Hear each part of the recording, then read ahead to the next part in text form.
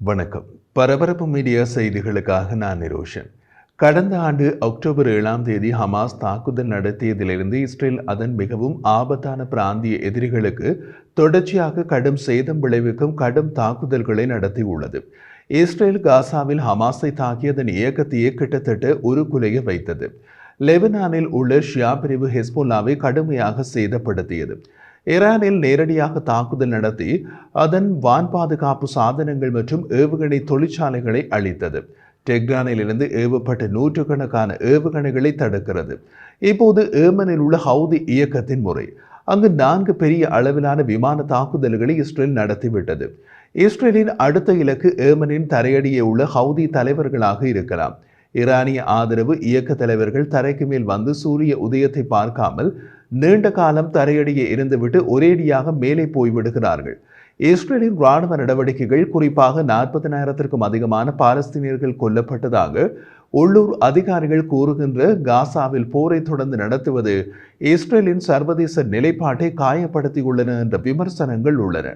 சர்வதேச குற்றவியல் நீதிமன்றம் அதன் பிரதமர் மற்றும் முன்னாள் பாதுகாப்பு அமைச்சருக்கு கைது வாரண்ட் பிறப்பித்துள்ளது. ஆனால் மறுபக்கத்தில் ஒரே நேரத்தில் தனது எதிரிகளை ஒவ்வொன்றாக பலமிழக்க செய்ய வைக்க வாய்ப்பை பயன்படுத்தி கொடுத்துள்ளது.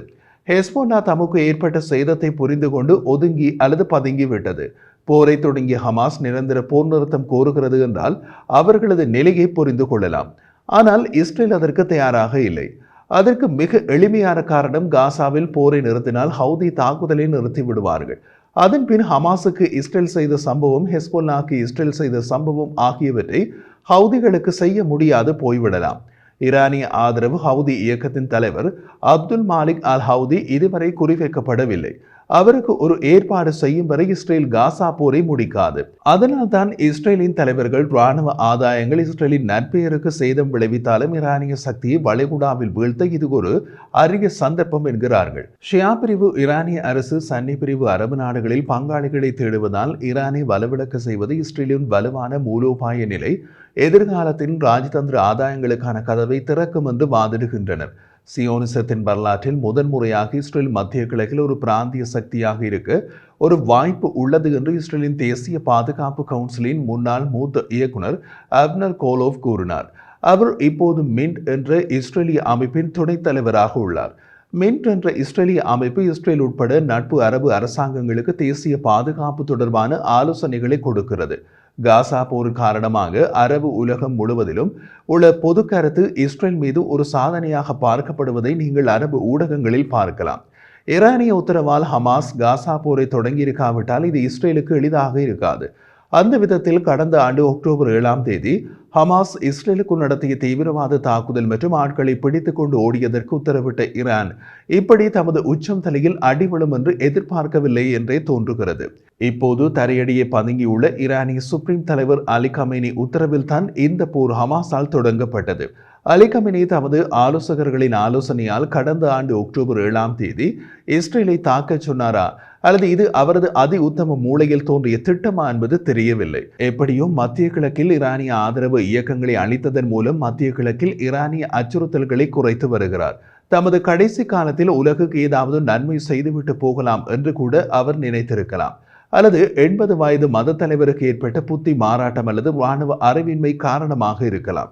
முன்பு பூமிக்கு மேல் வாழ்ந்த போதே கடந்த ஆண்டு அக்டோபர் 7ஆம் தேதி ஹமாஸ் இயக்கத்திற்கு இஸ்ரேலை தாக்கவும் என்று உத்தரவிட்ட அலி கமேனி இப்போது தரையடிய பதுங்கியுள்ள போது என்னென்ன உத்தரவுகளை பிறப்பிப்பாரோ என்பது திகிலை ஈரானியர்களுக்கு ஏற்படுத்தும். அலி கமேனியின் வயதுக்கு பூமியின் இயற்கை காற்றை சுவாசிக்க வேண்டும் என்று மருத்துவ அறிக்கைகள் கூறுகின்றன.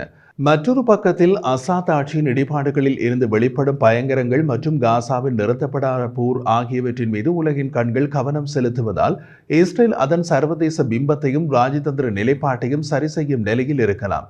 தற்போதைய மற்றும் முன்னாள் இஸ்ரேலிய அதிகாரிகள் சவுதி அரேபியாவை உள்ளடக்கி இஸ்ரேலிய அமெரிக்க மற்றும் மிதவாத அரபு கூட்டணியை உருவாக்க விரும்புகின்றனர். டொனால்ட் ட்ரம்ப் தனது முதல் பதவி காலத்தில் ஈரானை எதிர்கொண்டு கடுமையான நடவடிக்கைகளை எடுத்தார். அவர் அடுத்த மாதம் மீண்டும் ஜனாதிபதி பதவிக்கு வரவிருப்பது அத்தகைய கூட்டணிக்கான நம்பிக்கையை இஸ்ரேலுக்கு ஏற்படுத்தி உள்ளது. காசாவில் ஹமாஸ் மற்றும் லெபனானில் ஹெஸ்போல்லா ஆகிய இராணுவ கூட்டாளிகளை பெரிதும் செயலிழக்க செய்து ஈரானை இஸ்ரேல் பலவீனப்படுத்தி உள்ளது. அந்த வெற்றிகள் டெஹ்ரானின் முக்கிய நட்பு நாடான சிரியாவில் பஷார் அல் அசாத்தின் ஆட்சியில் சமீபகால வீழ்ச்சியை தூண்டியது. இஸ்ரேல் ஈரானின் 2 சுற்று விமான தாக்குதல்களில் ஈரானின் வான் பாதுகாப்பை அளித்துவிட்டது. இதனால் எதிர்காலத்தில் எந்த மோதலிலும் டெஹ்ரான் பாதிக்கப்படலாம். இஸ்ரேலின் துணை வெளியுறவு அமைச்சர் ஷரன் ஹஸ்கெல் கூறிய போது, இஸ்ரேல் முன்வரிசையில் இருப்பதால் இராணுவ பலத்தை வெளிப்படுத்தி வருவதால் இன்னமும் பல நாடுகள் இணைந்து செயல்பட வேண்டும் என்பதை உணர்ந்து வருகின்றன.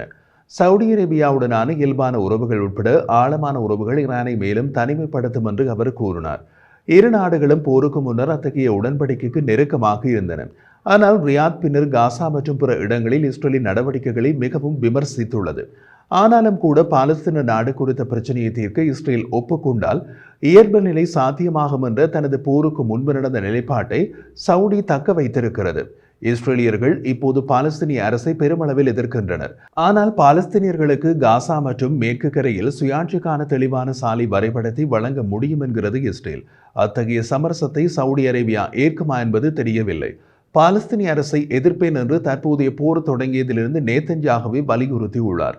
காசாவில் ஹமாஸ் பிடியில் இருக்கும் பணிய கைதிகளை விடுவிக்க இஸ்ரேல் ஒப்பந்தம் செய்து கொண்ட பின்னர் சவுதி அரேபியாவுடன் இயல்பு நிலைக்கு வருவதற்கான நம்பிக்கை உள்ளது என்று வால் ஸ்ட்ரீட் ஜேர்னல் கருத்து பக்கத்தில் நேதன்யாகு சமீபத்தில் கூறினார். ஈரானின் வீழ்ச்சி அரபு நாடுகளை இஸ்ரேலுடன் நல்லிணக்க ஒப்பந்தத்தை செய்ய தூண்டலாம்.